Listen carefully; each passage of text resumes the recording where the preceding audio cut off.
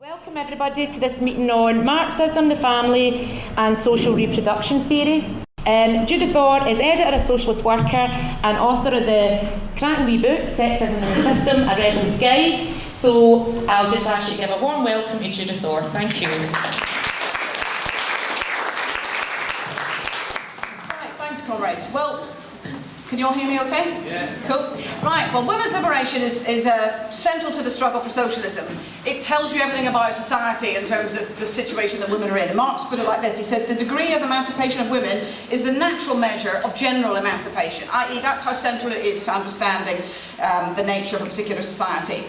It's also the oldest and most deeply rooted oppression. It's so entrenched that it can actually sometimes feel like it's almost natural, that it's just the way society is. And Marx referred to this. He said, you know, that every ruling class transforms into eternal laws of nature and reason, the social forms springing up from the present mode of production. And what he meant was that at any point in history, the ruling class asserts that their way of doing things, their way of organising society and the world, is really the way it always has been, it's natural, the way it always will be. That's the nature of how societies have worked. But it's precisely because women's oppression is so entrenched, it's caused intense debate, particularly when struggles break out, when actually the issue of women has historically always come to the fore, about where does it come from? If it is so, you know, part of day-to-day society, where does it come from? And how can we get rid of it? Now, of course, the first thing to say, it can seem quite separate to class society and exploitation, because women of all classes are affected by women's oppression, but in very different ways, of course. I mean, Kate Middleton and Theresa May get lots of sexist comments in the media coverage of their clothes, their appearance and everything else. They're members of the ruling class, very powerful women, but they suffer that. For many working class women, their experience of oppression is quite different. They may also get lots of comments about their looks and their clothes and being a sexual commodity, but they'll also have low poverty pay, very expensive childcare, long hours, etc., etc. So it's qualitatively different, the sort of oppression that people suffer in different classes, but it does seem to be in some way separate because it affects all women. And socialists and Marxists have been central to these debates over the years and to everyday struggles against discrimination and sexism, whether it's Clara Zetkin at the end of the 19th century or the activists of the 1970s and 1980s and through to the recent debates. And it's been referred to in other meetings, but a new book by an academic, Heather Brown, which actually goes through virtually everything that Marx ever referred to or wrote about women and gender, all together in one book. It's a very useful thing, it's a very useful job of work that she has done. But it also talks about Marx and his life and what he did as a socialist and a revolutionary in terms of fighting for the involvement of women in the left and everything else. So very interesting and revealing. But I think all of these debates about the nature of women's oppression, how to get rid of it, have been renewed in the last decade or so, as really a new generation of activists have rebelled, if you like, and about the sheer level of sexism that is I was going to say still around, but it's not, because I think it's, there's certain areas of life and of sexism that have got worse in recent years. We've made enormous gains. I don't want to go through the history of that. We've made enormous gains. Our lives are very different to a couple of generations ago. But the level of raw sexism, sexual commodification, what young women grow up with the expectations that they're meant to look a certain way, is something really off the scale. And, I think there's that has increased the level of interest and activism around fighting sexism and fighting women's liberation. But there's also, the fact that there's still no pay. And then with the onset of austerity, which disproportionately affects working class women because of the public sector cuts, there's also then been renewed discussion about why is that. And in the SWP in particular, we identified and took up this growing and galling trend to sort of celebrate this sexism on what's been called raunch culture, as if it's in some way liberating. I mean, I remember doing a meeting called Body for Sale back in Marxism in 2003, and that was really, I remember talking about, celebrities and stuff wearing t-shirts that said porn rocks. And the idea that lap dancing and strip clubs were places that women could go if you were really liberated. Women can have fun in these things as well. So this is something that has been a growing trend, and you were really criticised, you're just being prudish, if you didn't really go along with this. And I think that's something we absolutely have to reject. And Ariel Levy, in her book Female Chauvinist Pigs, really identified some of this commodification of what was a good thing, i.e. women being more liberated and open, was being turned into yet a new commodity sort of thing. But, you know, funny enough, that came after a period in the 90s where there was really what some people refer to, you know, lipstick feminism or whatever. You know, there was a whole sense of young feminists saying, oh, you know, feminist isn't dour, and, you know, all about sort of people who wear dungarees and stuff. This is a horrible stereotype that some of them bought into, a right-wing stereotype about feminism of the 70s. But it was all about frilly and fun. It was much more about consumerism and choice. You know, really not a political thing that that I think that people, you know, reacting to new sexism did rebel against. And I think what's interesting about what we're going to talk about today, and what we've talked about a lot in different parts of Marxism, is alongside what we've seen some years of anger and organisation activism, is really a renewed interest in theorising and trying to understand why and how women's oppression works. You know, there's been other meetings on intersectionality and privilege theory and other theories which perhaps also rely really on descriptive accounts of the experience of and the appearance of oppression. But we're going to look at something more about understanding the roots of it and where it fits into the system today. What we have to say is, you know, what's interesting about this is actually it does involve going back to some old work. I mean, the Lisa Vogel book from the early 80s here that's been reprinted, and who is somebody who is identified with the social reproduction theory. You know, this is going back in many ways to some of the arguments, but it's in a very different background, if you like, because if you think about activists today, the experience that they've been through in recent years, I think, you know, there's really very few illusions that the system can deliver any sort of liberation for women. There's no, you know, we've seen capitalism in an elongated crisis worse than the 30s, we've seen imperialist wars, we've had the anti-capitalist movement, we've had Occupy, we've had revolutions. You know, I think that's quite different to when women were coming into activism in the 60s and 70s. I think this is something that, you know, some of the ideas are being debated in a different political context. And I think it means that actually a lot of people coming into fighting over sexism are very political, see it in the round, and actually are, you know, many times very close to socialist ideas. This is something that actually, you know, some particularly middle class feminists aren't very uncomfortable with. For instance, I mean, Natasha Walter famously wrote that in her book New Feminism back in the 90s. She said, late 90s, she said that there's a too easy link made between socialism and feminism, and then went on to talk about how this sort of scares off some maybe more conservative or Tory women from joining the struggle. And I think those conservative Tory women don't have any interest in challenging the system in which sexism is rooted. But, you know, and I think it's a good thing if people coming in to fight about sexism and fight for women's liberation are attracted to socialist ideas, because I believe that's the way that we can fight them. But I think that's a reminder, if you like, there's no single feminism, there's no single sort of ideology or theory that you can label as feminism. But what's interesting then, to go back to what we're going to talk about today, what's fascinating is really in the process of going back to try and understand the roots and reasons for women's oppression is a move to looking at the society as a totality, to looking at the system as a whole, rather than the sort of fragmentation, sometimes impressionistic idealism that has dogged some feminism of the past years. It locates oppression as part of the system and not independent of it.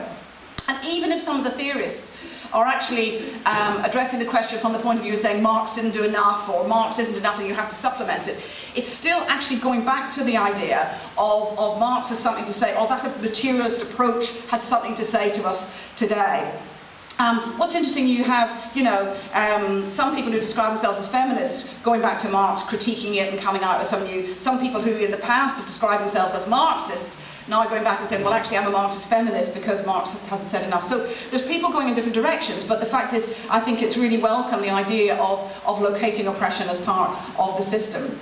Though it's important to point out in passing, and this was discussed more in the last session, that the referencing of Marx is actually at the expense of Engels in some ways, or maybe not the expense of it, but certainly Engels, you know, receives much criticism from some of the people that talk about social reproduction theory and some of the other feminists who have, you know, that are being reprinted and looked back on.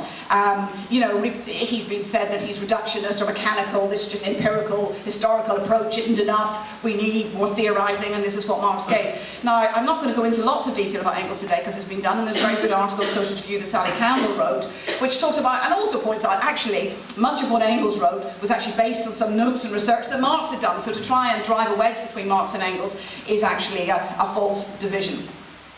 So where does what's known as social reproduction feminism or social reproduction theory fit in?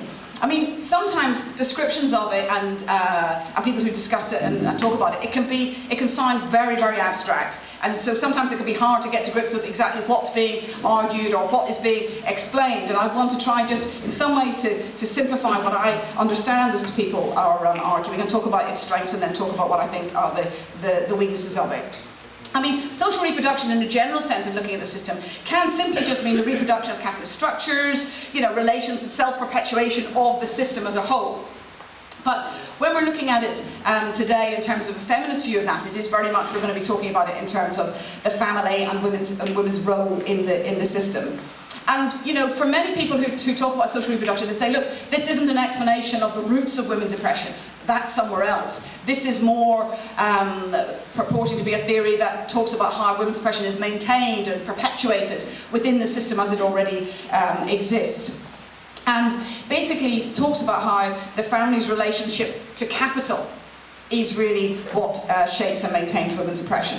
I mean, I think it's problematic not to try and examine and understand the roots of women's oppression, especially if you're dismissive of Engels, his seminal work and that, the idea that his insight, if you like, that women's oppression arose with the first-class societies and the rise of private property and why that had made a significant change to how people organised.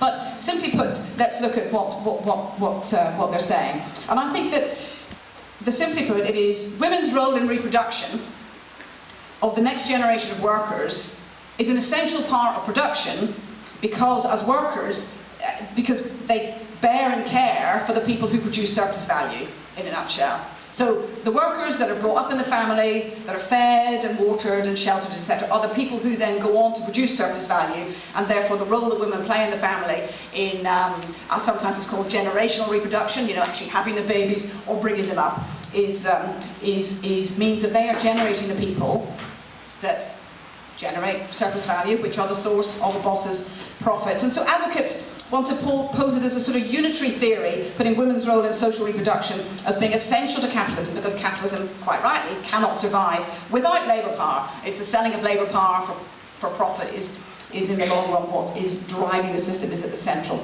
part of the system.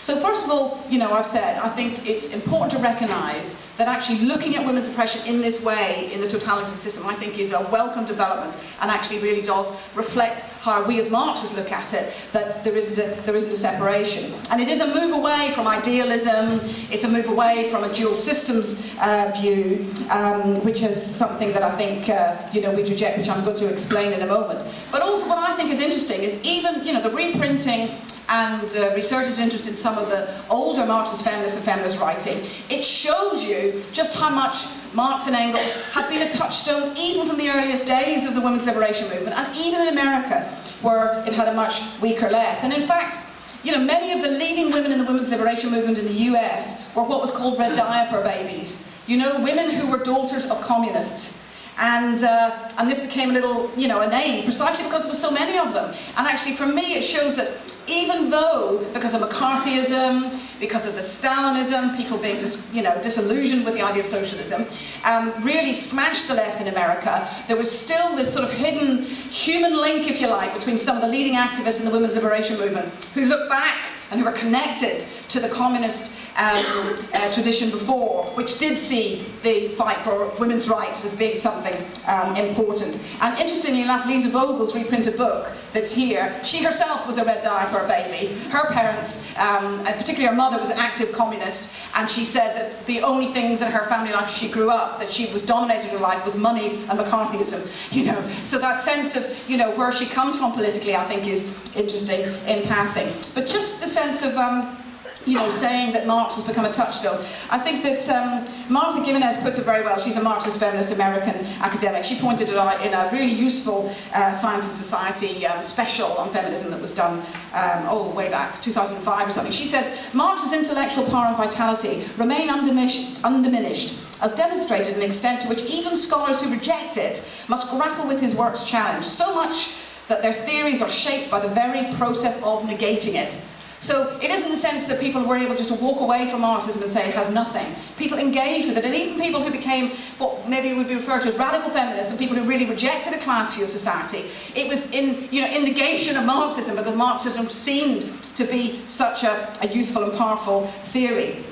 And so obviously there are still, feminists who have no, truck with any element of Marxism and saying that oppression is something utterly separate. But there is a large layer of people, sometimes who describe themselves as socialist feminists, who do believe that, Marxism has got something to say about exploitation, absolutely. But when it comes to women's oppression, perhaps it doesn't explain that, and therefore there has to be almost sort of separate but parallel things going on. On the one hand, you've got the oppression of women, and perhaps it's patriarchy or something else, and on the other hand, exploitation, which Marx can describe. And I think that this dual systems approach is something that really ends up, well, you cut women's oppression off from the system, and then where does it come from then? Is there some essentialist thing about men being men, or women being, women are naturally in some way going to be dominated, men are naturally in some way going to be dominant? And if patriarchy isn't natural, where is it rooted? Where does it come from historically? Has it always existed? If it always existed, how are we going to ever stop it? It doesn't give you a sense of how the things cannot be separated. I don't believe oppression and exploitation are in some sort of like a railway track in parallel existence. And I think that at the heart of many debates that we have about Marxism and oppression is really this idea, and not just women's oppression, is that are they in structures that are separate and parallel to capitalism, or are they rooted in to capitalism? And I think that the rise of interest in social reproduction theory shows a rejection of this dual systems theory, and rejection of the idealism. And I think that's something that is positive about these ideas being risen in this way. And I think also, there's, because funny enough, many of the feminist academics refer to themselves as materialists. And actually some of them actually write and say, actually I'm a Marxist feminist, but I can't say that, because actually it's very difficult in academia, particularly in the US and stuff. They say it's easier to say you're a materialist than it is to be a Marxist in terms of work and everything else. But the basic thing is looking back at a materialist understanding that isn't based just on the ideas of people's heads about where women's oppression comes from. And I think that when we look at the family, because we talk about how the family is at the heart of understanding the structure, the institution that shapes women's oppression. And let's remember there are other people who say the family is this, but they have a different view of in what way this functions. There are feminists who say the family is the root of oppression because it's in there that men dominate women within the family. It's about interpersonal relationships within the family. And this is obviously how oppression is often experienced as an individual, but actually to say that this is the driver for oppression, I think is wrong. I think it reflects the situation in society. And so we have to look at how the role that the family plays in terms of who does it serve, who benefits, if you like, who are the greatest beneficiaries of how the family is organised in present-day capitalism. And who are the beneficiaries? What function does the family serve? Well, obviously it brings up the next generation of children. And human children, remember, are dependent for many years. There's other, animals in the animal kingdom and everything else that can be independent. Giraffe pops out and runs off, And human children are dependent on adults for many years, and therefore that is quite a job. Looking after the sick, supporting family members perhaps with disabilities, looking after the elderly.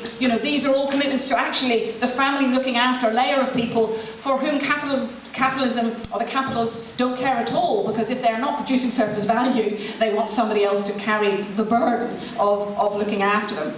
So, you have a situation where if the ruling class isn't paying for this, and ordinary families believe they're obligated to, and also because of love and care for those people around you, you want to look after them, you want to be decent to your family, that actually this means that the society, if you like, the ruling class gets off the hook. And it's been quoted before, but rarely are the ruling class very honest about the situation. But David Cameron himself made it very clear. What's the best form of welfare state is the family. Now, why does he say that? Not because he loves families, because he thinks the family is a way of him not having to provide for the services socially. As Chris Harman, who was a leading SWP member, and wrote on this quite a lot over the years. He said the family grew up to preserve and reproduce already existing relations of production, but it can't do this without playing a very important economic role. In the case of the working class family, organising the vast amount of domestic labour that goes into the physical reproduction of labour power. In the case of the capitalist family, defining the way in which property passes from one generation to the next. So actually the family plays a different role in the ruling class than it does in the working class, because obviously, you know, Kate Middleton is not generating the next generation of workers, is she? She's generating the next king and, you know, passing on the hierarchy of the family to the next generation, the royal family to the next generation.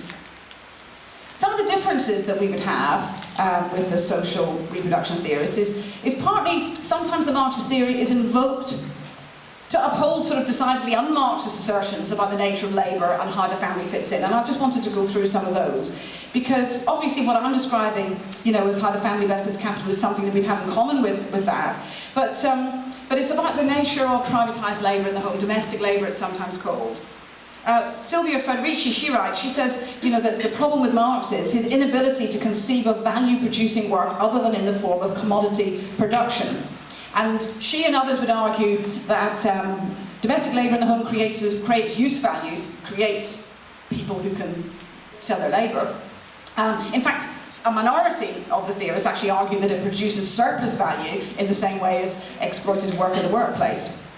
And I think that, you know, Federici says that by not seeing domestic work as being productive in a Marxist sense, that we, you know, Marxists, are accepting the capitalist view of work, and we don't appreciate the work that women do in the home, the privatised work of people inside the home.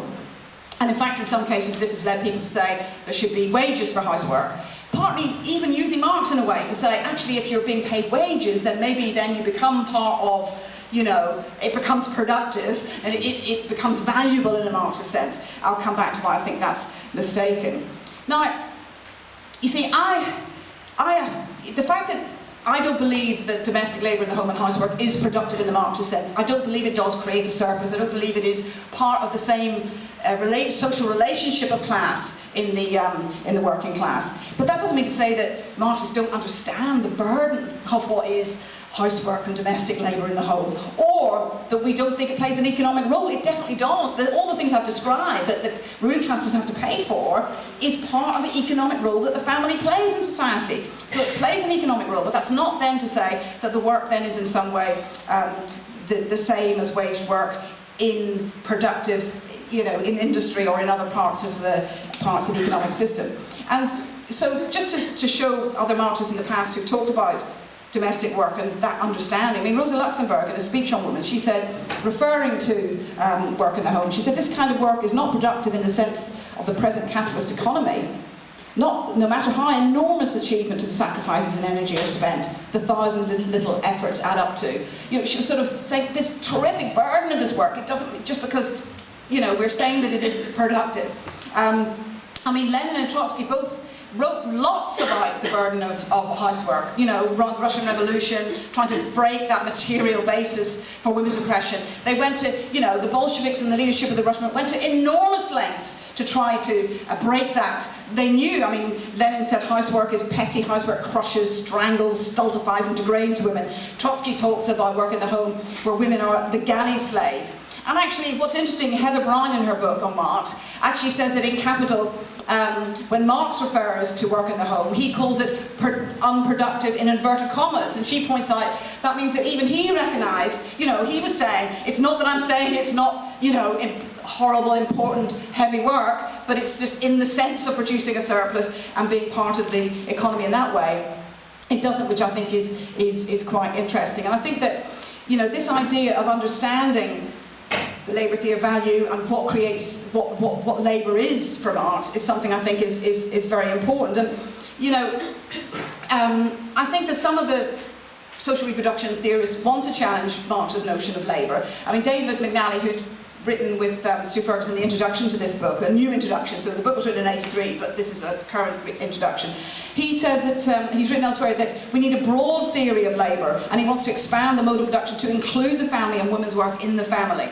And so therefore you're talking about something wider than how Marx described what labour is. And I just wanted to, you know, remind people what we mean, why I'm making this distinction, if you like, with labour in the home and labour elsewhere. You know, workers sell their labour power. When, you know, to a boss, when they get their wages, they're not getting the full value of the work they've done, they're getting a bit less. And the extra, the surplus, is what is the source of profits for the boss.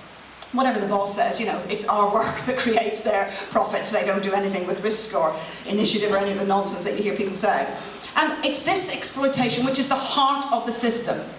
This is the economic base of the system. This is the thing that makes capitalism what it is. That exploitative relationship between the minority who rip off, if you like, the surplus from people selling their labour power. Because when Marx talks about labour, he doesn't mean the concrete labour of here's somebody welding, or here's somebody filing, or here's somebody washing the dishes. He means it in a sense, in a social concept, in the context of a system of exploitation and competition.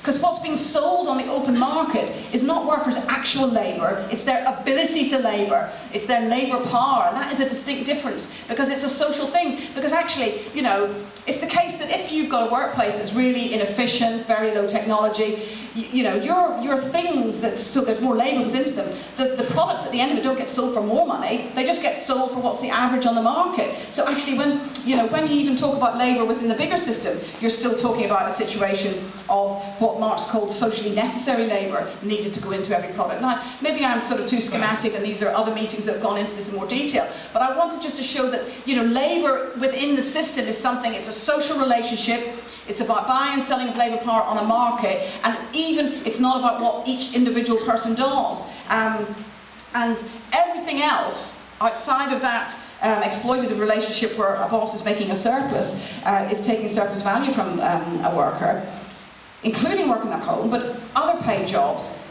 that don't create surplus value, they may all facilitate the more efficient extraction of surplus value from a layer of workers. They may facilitate the exploitation of a layer of workers, but it doesn't mean to say that they actually produce surplus themselves.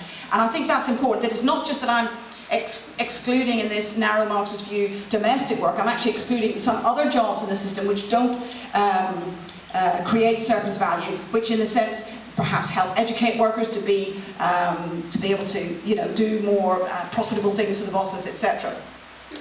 Doesn't mean to say it's not work, but it's not productive work in the way that Marx would describe. And so I think that when we look at some of the flaws, if you like, of some of the approaches of some of the social reproduction theorists, I believe, you know, it's not flawed because for some reason I think that domestic labour is not important. Absolutely not, and I've shown that we know that it does play an economic role.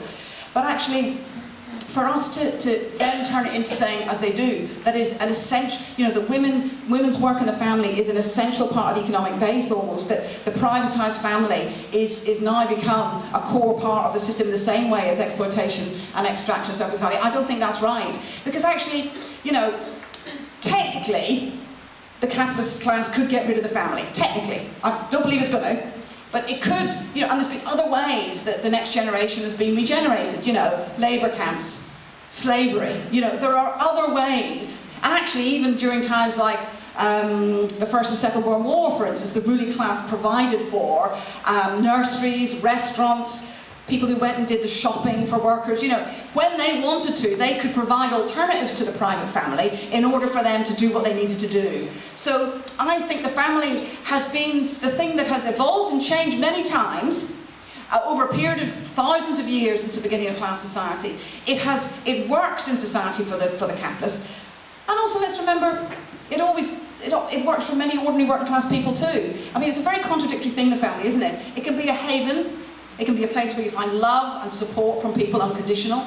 It can also be full of the, you know, because the family is so extolled, isn't it, in advertisements and stories and fiction and magazines, you know, you can have such expectations. Often your real experience falls down on those things. I mean, Susan Rosenthal did a meeting last night on some of this. But that sense also, it can be a place of violence, it can be a place of dashed hopes, it can be a place that's a dangerous place as well in the family, because you're cooped together in this unit that's meant to be the ideal of everybody, but actually because of poverty, because of alienation and everything else, it can be a very different place. But over the years, you know, many times working class people have fought to defend the right to have a family life because of the nature of it. So, you know, I think we have to avoid the mechanical thing about the family is just for capitalism. The family does serve this economic and ideological role for capitalism, but actually there's also a sense as well, it's, you know, we're not going to go around with placards saying abolish the family, you know, which would be crazy, wouldn't it? But that sense of, you know, we have to understand that contradictory nature, that it does play this role, but also as well, you know, for many of us who are lucky enough to have loving family members, we can understand also that it plays a role personally for people. But what I suppose the political point really is that this coalescence of this interest, if you like, have made the family a very resilient institution. And therefore it can seem like it's the only way it can be organised. And I think, you know, when I said technically, it's because I don't believe ageing, crisis-ridden capitalism is going to get rid of the family. But I think it's wrong for the theorists to say that it's become, you know, part of the essential part of the core of the system. It isn't what's driving the system. What's driving the system is the extraction of profit and competition amongst the bosses.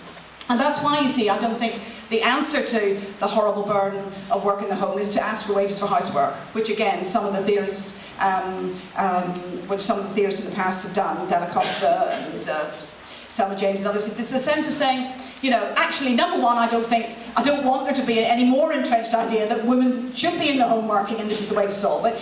But also, you know, and then what's interesting is some of the feminists who come to this have come to it from a Marxist point of view as well, of saying, you know, if they're doing work, you know, and it's valuable, because of course it is, because looking after the sick and looking after children is valuable in that general human sense, if at least they get wages, then that brings them into the central system of capitalism and perhaps makes it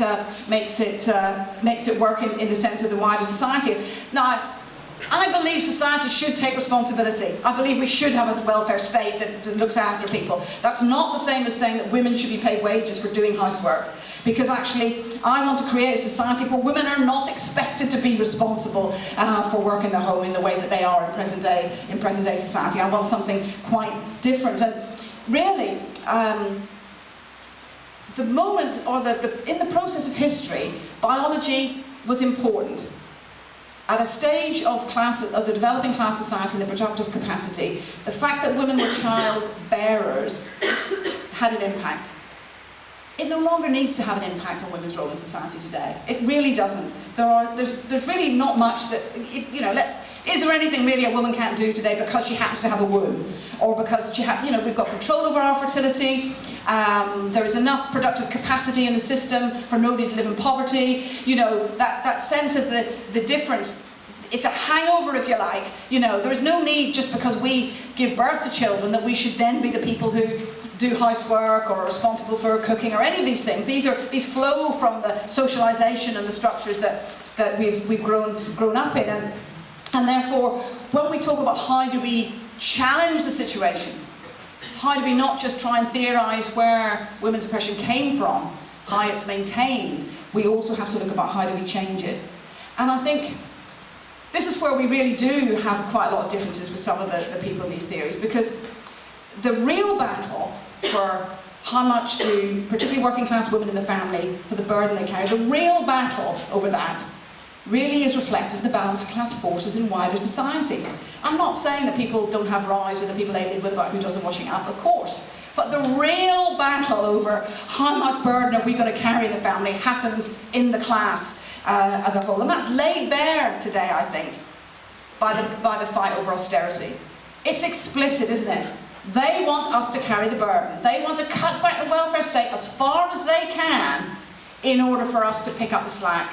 And, you know, this is what is utterly destructive, is that they want us to square a circle. You know, because the ideology of the family and women's role does not meet the reality. The ideology says that the sphere of the home is really ours, that naturally we're good at doing those things. Even books about why men can't dust because they don't notice it and this sort of thing. It's just like nonsense. But the sense of actually making ordinary people carry more, making families carry more, it actually also further intensifies gender norms, if you like, because, you know, women are meant to carry more because of the people who are not producing surplus value, perhaps people with disabilities, the elderly, children, or so, which means, you know, the push on men is to provide for an ever grander, larger number of people. And I think neither of these things are somewhere we want to go, and therefore, for for me, our analysis, a Marxist analysis, is something that's central to it, is that labour in the home is not the only labour that women do. And actually, we don't have to change the Marxist definition of labour in order to put women's work at the heart of the system. Because half the working class in Britain, and it's almost half in America, are women. The majority of adult women work throughout their adult lives. And this is where we really are very different from many critics who say, yes, I understand class, it makes a difference, you know, I'm not being crude here, but there is classism and racism and sexism. I don't think there is classism. I think there's exploitation at the heart of the system. And what is unique about our analysis, about Marxist analysis of class, is a unity of opposites. Is on the one hand, it's a burden, being exploited, selling your labour power for letting that boss take more than the work that you do. That's a burden. But at the same time, it puts you in a place where you have power to fight. Why did Marx say that capitalism creates its own gravedigger? And this unity of opposites, this contradiction in being part of the working class, is something that's missed by so many other theories, because what we say, it gives women and men agency. It isn't just that we suffer all this stuff. We suffer low pay, we suffer oppression, we suffer racism and homophobia.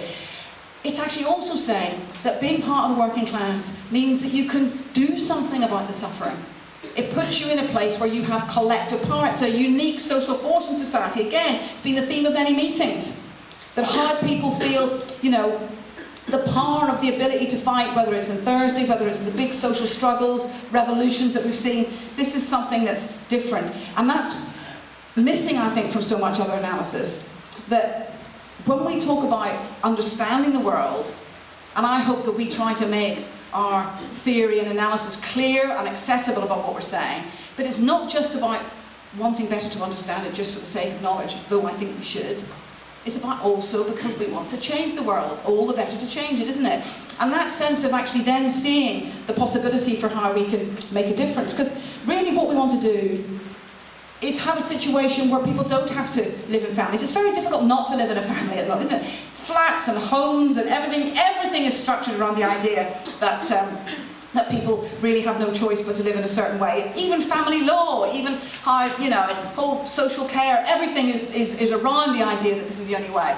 From my vision of socialism is not only will we have production for need and not for profit, but we will also have the ability for people to live in every way they want, to have relationships how they want, to be able to bring up children in a number of ways. You might want to bring up your biological children. You might want to share it with other people. It'll not be there'll be an imposed communist way of living, but there will be for the first time the choice about how to live. And I think for me that is what goes to the heart of our analysis of oppression and of capitalism, that shows that women alongside men have the power to not just to fight austerity and all of that, which they do, but also to challenge capitalism and fight for true liberation. Yeah, I was just thinking about the, you know, giving women wages for housework, but ultimately I was just thinking, like, wouldn't the establishment of a wage system for housework, wouldn't then housework be under sort of the capitalist demands for increased productivity? Yeah. Then, you know, like, you know, you're not doing enough housework, you need to keep doing more washing, you know, for the same amount of wages, you know, so just like that's what I thought.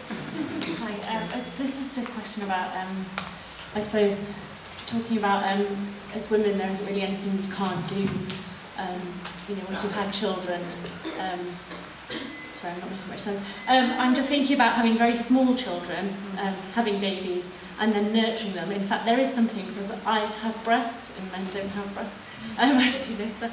But I do think, and I'm a socialist, I'm a WP, but I do think that from a biological point of view, an anthropological point of view, there is, I think, a certain amount of necessity for babies to be with, you know, their mother, and there's lots of research. It's not just about the nourishment from breast milk, it's about the physical closeness. And actually, if you look at, if you read some books on anthropology and biology, human babies, in order for us to stand upright, and the shape of our pelvis and so on, human babies are actually born too early, in a sense that there's an element of development that ideally in other mammals takes place still in the womb.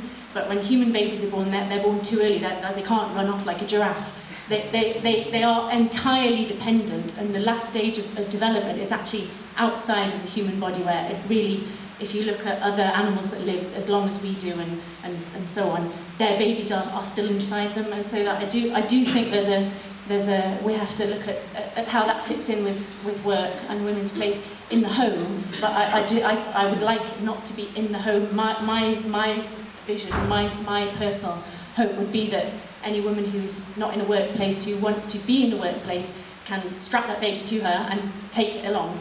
I'm a teacher, and I would happily have a small baby in the classroom and strapped to me, and with boobs plenty. I'm quite certain that you wouldn't hear a peep out of that baby. Every now and again, I could quite easily do my job with the baby, with supportive employers, and I think that's at the moment women are in the home. Women who are interested in the development of their babies and how they need to be close to them. That there is a difference there, that women are staying with their babies for that reason, which is something men don't have to do. So I'm just wondering how that fits in. Thank you.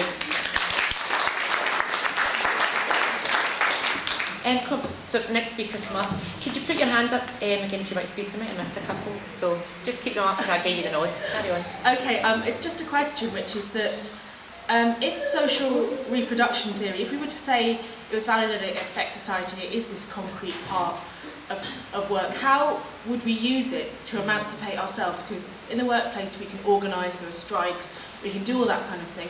I was just wondering, because you can't, I don't really expect any carers or mothers to strike in the home. I imagine that would be quite difficult. So would you be talking about protest movements? I'm not sure how it would work in the concrete, and I was wondering if anyone could answer that. Thank you.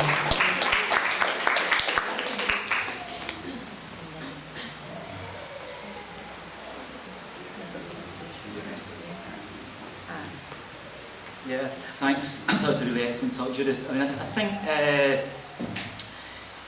sorry, there's 4 points to make there.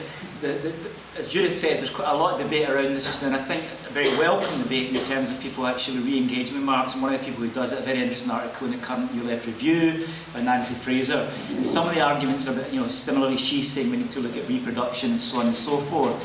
And I think there's a couple of points in terms of how we make, because clearly the starting point for us is how do we make sense of oppression in order to challenge it. And I think Marx's contributions, really 2 things about it. First of all, I think what Marx says is that we need to understand oppression historically. That's the first thing. So, for example, quite clearly the fact that we are all here today and the fact that humans were around 6 million years ago means that reproduction is something that goes on from generation to generation. But in order to make sense of that, then and the form that takes, you have to look at it kind of historically in terms of the German ideology.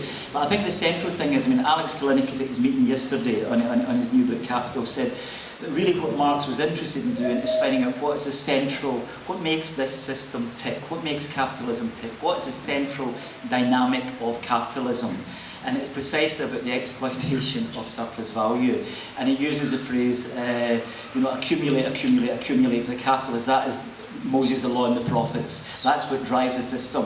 And I think, again, that also is what shapes our understanding of the family and of oppression, of exploitation. Because essentially, if the starting point is to squeeze as much capital, as much surplus value as possible out of people, then the way that capital does that will vary depending on particular circumstances. So, for example, during the Industrial Revolution, really the family was not that important. They were very, very happy to have very small children dying at a very, very early age on the basis of working 14, 15 hours a day. They were happy to do that. The problem was that from the point of view of capital, that then became unproductive because you were losing a lot, especially when workers became more skilled.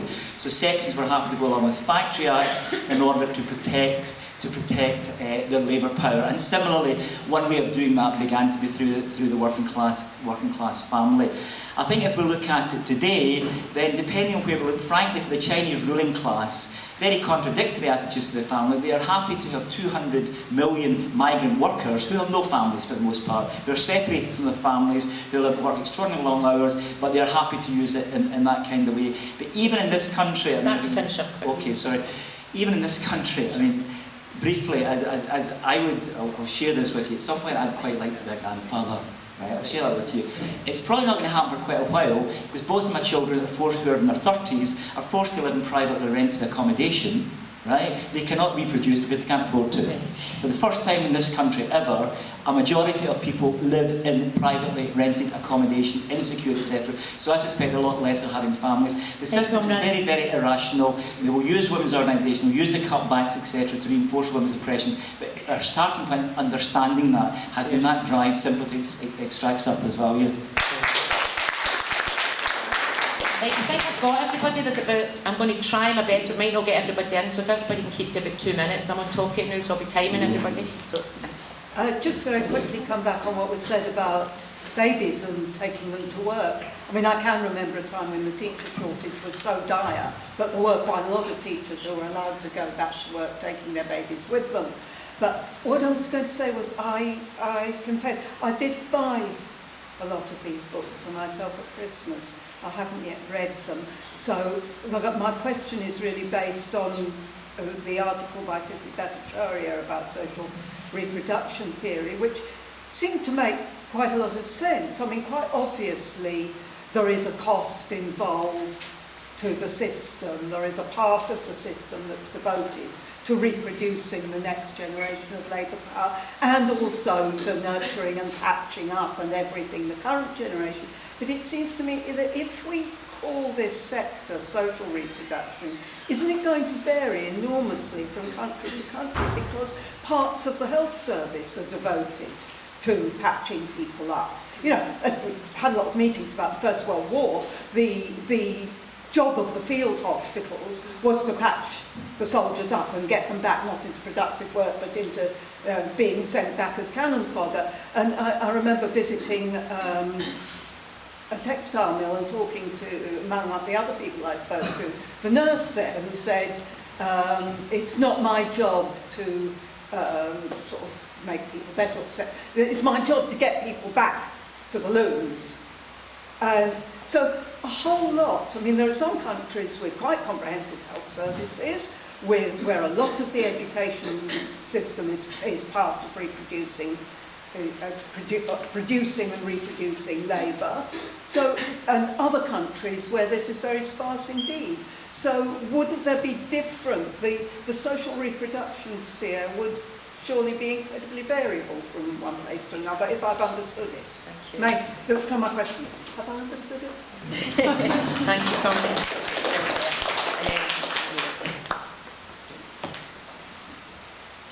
When I've been reading stuff about social reproduction theory, which means slightly different things to different people and different writers, I notice it seems to be like a bit like an insect, thorax and abdomen.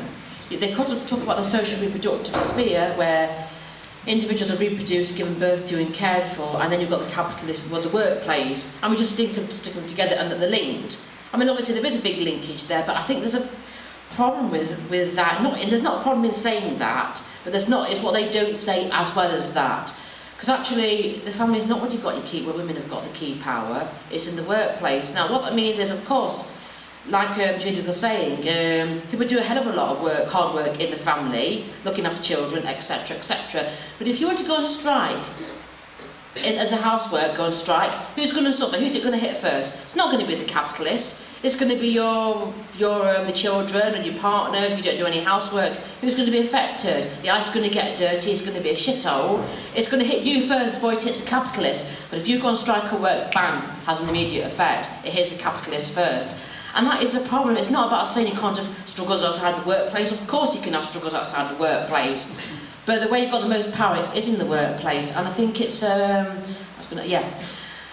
It's true that the family fits around the needs of capitalism, and the way children are looked after varies according to the needs of the economic system. But you see, it's the forces of production, the workplace and the office, which shapes the family far more than the other way around. Because actually, the family's changed in hundreds of years. Because you know what, we don't live like 200 years ago. Inside the family unit, we've got vacuum cleaners, we've got washing machines. I know it's a pain for them if they break down, but housework is not the same as it was 100, 150 years ago, and it's ludicrous. I mean, some of these theories are totally ahistorical. The way they talk about, life is just simply not the same when you've got a vacuum cleaner and a washing machine. It's just not the same, or even a cooker, or even a fridge. I know not everyone has these things, but that's made a difference. But really, it's not family influencing the work, because you know family-friendly policies like work-life balance. It's not people who are at home who have campaigned for that. It's when people who've got families who are working, when actually working, they've fought to get these policies. So it's not housewives or a few house husbands or whatever who fought for it. It's when you finally got a job in there, then you can fight to get it. Cheers. On you go. Go. Every second counts. Okay, I think it's unfortunate the way this debate I think has been presented, because I think what are the misunderstandings that are arising I think about social reproduction theory are presenting it as if it's something that says we want wages for housework. Actually, if you look at Bogle's book, and I think people who have written from the IS traditions, people like Tiffany Bhattacharya and Estelle Cooch who have written recent articles about social reproduction theory, I think it's very clear that it's reacting against things about wages for housework and against this dual systems theory approach. And I think that people who are writing about this, particularly from the IS tradition, are very clear that the power that we have as women is in the workplace. I think also to sort of reduce it to a question about childbirth and the reproduction of a new generation of workers is missing sort of two other crucial points about social reproduction. It is about childbirth and reproducing that generation of workers, but it's also about questions around how labour power is reproduced so it can go back into the workplace the next day. So having a home where you've got food, you've got a bed to sleep in, the sort of psychological care that you get from sort of going home, but also things about maintaining and regenerating the people who are outside of work, so people like children or people who are too old to work. And I think in that context we can't just see social reproduction, and I think people who write about social reproduction theory don't see it in this way, as just being about the family. It's also about social reproduction in other spheres, so in schools, in hospitals, in things like, for example, Foxcroft. There is a role of social reproduction that's being played there, where they have these massive dormitories where workers will be being there, and that is also part of the sort of social reproduction. And I think the really nice graphic, I think from the 70s, which sort of has this really nice conveyor belt, which sort of has sort of workers going into the factory, coming out being sort of reproduced, and going back, but seeing it all as one single thing. We're not talking about two separate things. It is actually one part of one system. Thank you. Does that make that that's just a little thing. And so I think that when we're seeing capitalism viciously attacking things in the sphere of sphere of production, so we're seeing cuts to childcare and things like that, that we have a job to try and unite people who are struggling in the sphere of reproduction against cuts to benefits like disabled people and things like that, with workers, like we've seen really good examples of in the last few days. Thank you. Brilliant. I think I'm going to... You just carry on and I'll get another two speakers in after that. So I have one disagreement regarding Heather Brown. If you look at her foreword, what she's saying is we have to re-evaluate the Marxist theory about women's oppression, because after the Egyptian revolution there were less women ministers in the government than before, so we have to question the whole of the Marxist theory. And I think what she's doing is a project of taking out the class question out of the women's question, the class question, which she sees represented in Engels' theory and the origin of the family and women's oppression, etc. And she's pitting Marx on, I think, really dubious arguments against Engels, to say Marx was in some way much more flexible, could even envisage some sort of women's oppression in pre-class societies and so on. And Engels was a blockhead. He was in a way stupid. You couldn't see that there might have been women's oppression already in pre-class societies. I think it's a completely dishonest book, as against maybe Lise Vogel, who I think has really the impetus of tackle women's oppression and fight against women's oppression. And I think it's important to go back to Engels himself, to Chris Harman on Engels' to look at Leacock. Leacock is just dismissed in a footnote by Heather Brown. Heather Brown doesn't deal with with the findings of egalitarian society some thousand years ago, where 8,000 people lived together in 2,000 houses. And so these findings are new, they are there. She could have read it, she could go through it, but it's not her question. Her thing is to dismiss the class question out of hand. Thank you.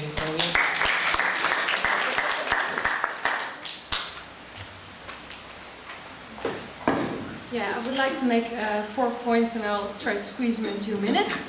I've read the introduction to Vogel, and I was really curious. She has a critique on Marx, and she basically says that he leaves in the middle what the exact place of woman in production is. She says that he actually has a little bit of a naturalistic or essentialist explanation of sex roles. So I was wondering if you could comment on that.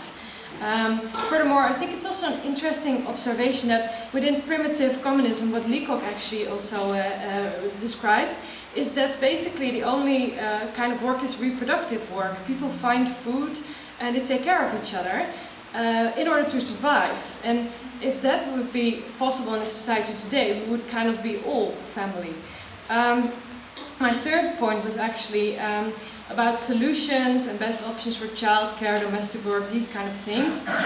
Let's not exclude men or other kind of couples. My boyfriend came up to me and said, "You know why men have nipples?" I was like, "No, explain to me, because you obviously do." He said, "Well, it's not clear during birth if a baby is going to be a man or a woman." So there's also a lot of structuring going on, and false ideas about men not being able, to see dust or take care of children. I think a lot of men would like to, and other people, so please don't exclude them.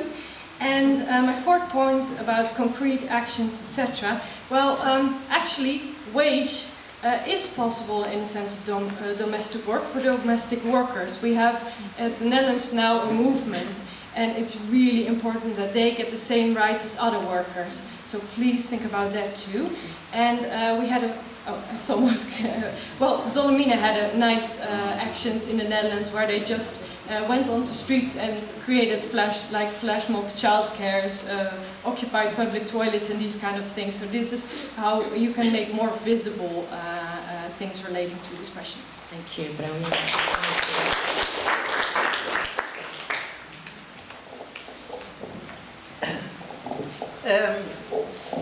The revolutionary leaders, starting with Karl Marx, Lenin, Trotsky, they all said that when big public events happen, demonstrations, big demonstrations or revolutions, the level of women's participation shows how important that revolution or demonstration was. Now, if you look at the various revolutions that have taken place, for instance, in Iran, there was a huge women's movement against headgear and for this, that and the other, a huge movement. Then came the revolution, and afterwards the defeat of the revolution in Iran, and the women's movement moved right back, much further back than it had been previous to the revolution. In Tunisia, for instance, now, I mean, the revolution so far hasn't failed. In Tunisia, women were very prominent in the revolution. In Egypt, women were very prominent in the revolution. And in all revolutions, women are extremely prominent. Now, if the revolution doesn't succeed, what happens? The women are pushed back, and they are pushed back further than they were back earlier on, like happened in Iran. And, so therefore, I mean, it seems silly for me to say we must win a revolution if we're having a revolution. I remember I used to go to Egypt every year. The Muslim Brotherhood had a conference, and I used to go. The first time I went there, the conference was held in the in some union building. I went alone to the union building, and what did I see? Right round the union building, there were army cars, and at each army car there was a male soldier with a gun, and you had to walk through that in order to get to the Muslim Brotherhood conference. That was one year. The next year, which was much nearer what has happened recently in Egypt, you know, the revolution, I'm walking along to the conference, and I hear a lot of singing. And I walked along. Thank you, there were no army cars, there were no soldiers, there were a whole lot of women singing revolutionary songs. And, I joined them. And then, not very long after that, there was a revolution in Egypt, and the women were very prominent in it. So really, we have to go ahead, and when we make revolutions, we need to win them, not lose them.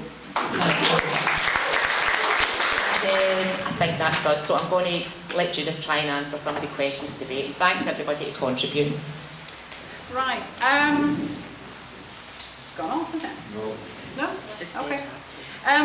Right, the question about small children I thought was a really good point, because, it reminded me of what Harriet Harman said last week. I don't know if people saw, when I talked about women's oppression affects all women but differently. Harriet Harman is obviously a powerful politician, etc., but she talked about when she had children, that actually she was demonised in Westminster. She was accused of bringing her baby into the lobby to vote when it was actually, she was still heavy after her pregnancy. She was still looked overweight, so she said, and she didn't have the baby with her, but they were denouncing her for having brought a baby in.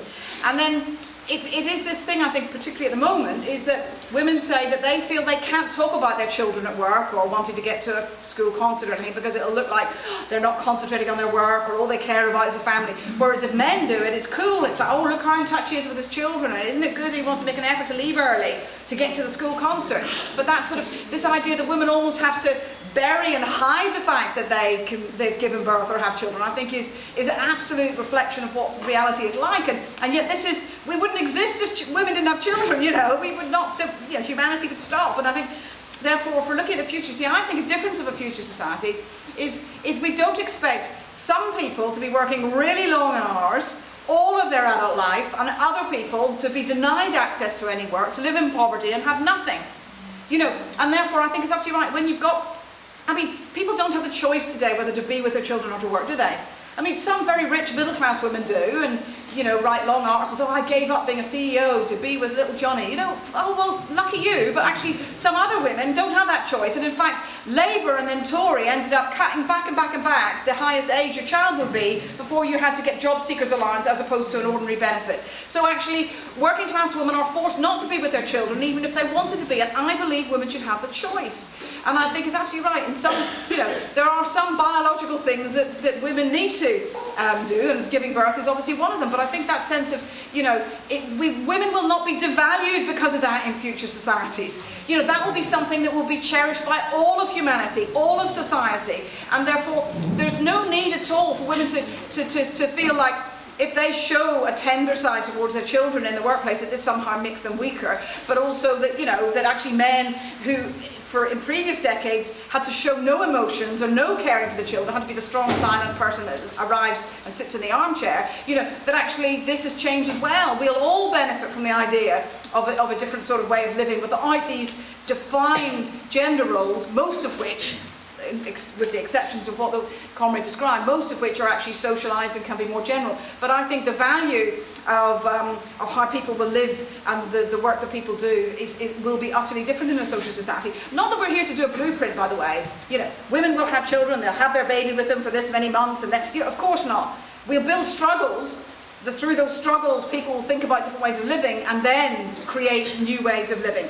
Just on a couple of specific points, I really agree with what you said about Heather Brown's because for me, she's done a service. There's material there that we haven't. But I absolutely agree that it's not that I think that she's got the political argument, and I raised the danger about the attack on Engels, and I think perhaps I need to reiterate that again because I do think it's a